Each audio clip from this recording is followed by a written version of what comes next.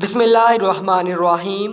रोज़ाना इस्लामी वाक़यात सुनने के लिए हमारे चैनल को सब्सक्राइब करें, शुक्रिया। सोमनाथ का मंदिर इतना बड़ा था कि हिंदुस्तान के सब राजे इसके लिए जागीरें वक़्फ़ करते, अपनी बेटियों को खिदमत के लिए वक़्फ़ करते, जो कि सारी उम्र कंवारी रहतीं, और इन्हें देवदासियाँ कहा जाता। हर वक्त 2000 ब्राह्मण पूजा पाठ करने के लिए हाजिर होते और 500 गाने बजाने खूबसूरत औरतें और 300 कवाल मुलाजम थे। सोमनाथ के बुत की छत 56 सतूनों पर कायम थी। वहाँ मसनूई या सूरज की रोशनी का बंदोबस्त बिल्कुल भी नहीं था, बल्कि हाल के कंदीलों में जुड़े आला दर्जे के जवाहरात रोशनी मुहैया करते थे। अल्लाह के दिलावर सुल्तान महमूद गज़नवी बुत शिकन ने सोने चांदी के छोटे छोटे बुतों को रौंदने के बाद बादशाह बुत के सामने जाकर खड़े हो गए। ये बुत 6 फीट ज़मीन के अंदर और 9 फीट ज़मीन से बुलंद था। इसी दौरान शहर के मुअज़्ज़ज़ समझे जाने वाले हिंदुओं ने मुँह मांगी मालो दौलत की पेशकश की कि सोमनाथ के बादशाह बुत को कुछ ना कहें तो सुल्तान महमूद गज़नवी के देसी दानश्वरों ने मशवरा दिया कि पत्थर को तोड़ने का क्या फ़ायदा, जबकि मालो दौलत मुसलमानों के काम आएगा। यही कुएं में कुत्ते वाली सोच हमारे आजकल के हुक्मरानों की है कि जहाद में क्या फ़ायदा, हम अपनी मईशत मजबूत करते हैं।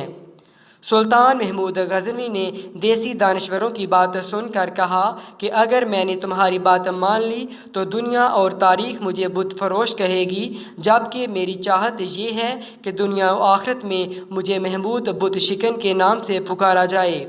ये कहते ही महमूद बुत शिकन की तौहीदी गैरत जोश में आई और हाथ में पकड़ा हुआ गज़र सोमनाथ के दे मारा।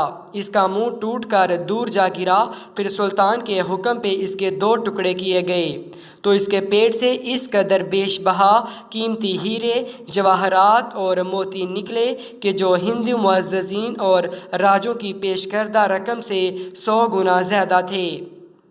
महमूद गज़नवी ने जो बुत तोड़ा वो फ़तह मक्का से 1 रात कबल बनु उमय्या के सरदार ने काबा से ट्रांसफ़र करवाया था कि उसे संभाल के रखना, हम लेने आएंगे। वो तो ना आ सके, लेकिन बनु हाशिम से महमूद गज़नवी ज़रूर पहुंच गया तोड़ने।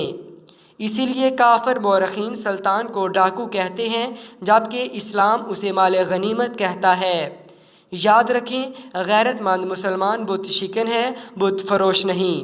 बुत शिकन सुल्तान महमूद गज़नवी वो हस्ती है जब ज़ाहिर शाह की हुकूमत में 1974 को ज़लज़ला आया। महमूद गज़नवी की कब्र फट गई। मुंतज़मीन ने कब्र को ठीक करने के लिए पूरी कब्र खोल दी। उसको मरे हुए 1000 साल हो गए थे।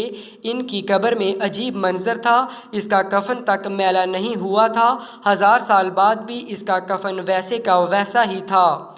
इसका हाथ सीने पर था और कफन सीने से खुला हुआ था।